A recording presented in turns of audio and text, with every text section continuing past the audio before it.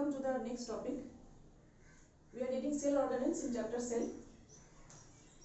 The next organelle is ribosome.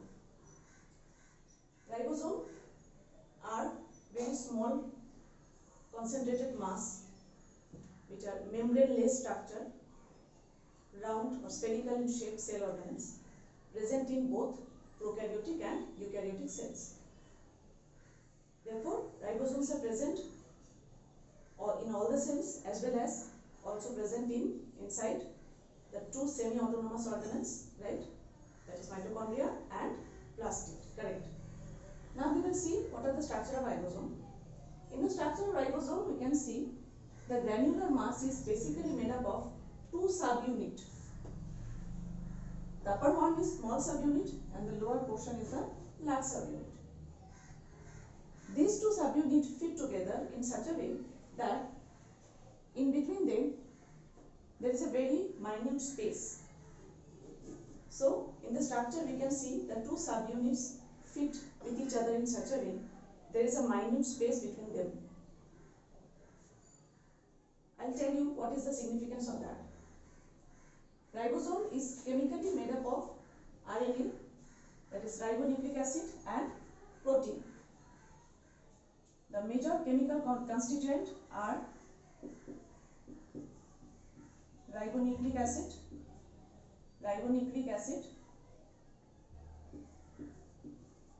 and protein. They are present in all the cells,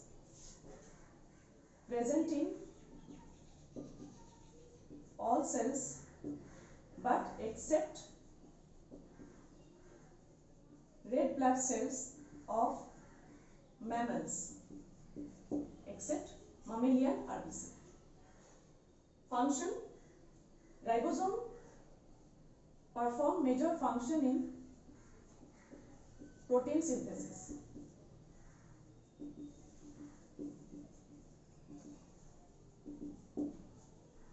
Lipids or fat remain absent in them. Now, during protein synthesis, we can see that many ribosomes can arrange themselves in the cytosol with the help of a string-like structure which is passing through the two subunits, and that is nothing but mRNA, which is a type of RNA. This is called messenger RNA. I repeat, M stands for messenger. Okay, messenger which carries message, similar to that. Messenger RNA. So mRNA or messenger RNA basically carries the message for protein synthesis, which help in the synthesis of protein strand from ribosomes. Okay. Now ribosomes may remain freely arranged in the cell in the cytosol, or may remain attached to the endoplasmic reticulum. Okay. In the previous class we have read. That is why ear are of two types, rough ear and smooth ear. So ribosome may remain attached to the rough ear as well. So rough ear help in the process of protein synthesis. Okay, I think it's clear to you. Okay, now we will move to next subunit, next organelle, that is Golgi bodies or Golgi apparatus. Golgi apparatus, which remain very close to the smooth ear and aggregated structure in the cell. That is the main secretory cell organelle in the cell. Because whatever materials are secreted in the cell, like say for example protein, enzymes, cellulose, okay, pigments, these are produced in the cell, and Golgi produces vacuoles or secretory vesicles which contain these cellular secretions. So in the structure of Golgi we can see there are two phases of the Golgi. One is the forming phase, which is called sys phase. This is the forming phase, and on that side it is the trans phase. which is the discharging phase. So materials are packaged in this cell organelle. How? In the cis phase, the vesicles are formed.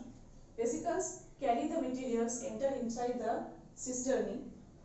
In the structure of Golgi, we can see there are vesicles, cisternae, and discharged vesicles or vacuoles. Discharged vesicles or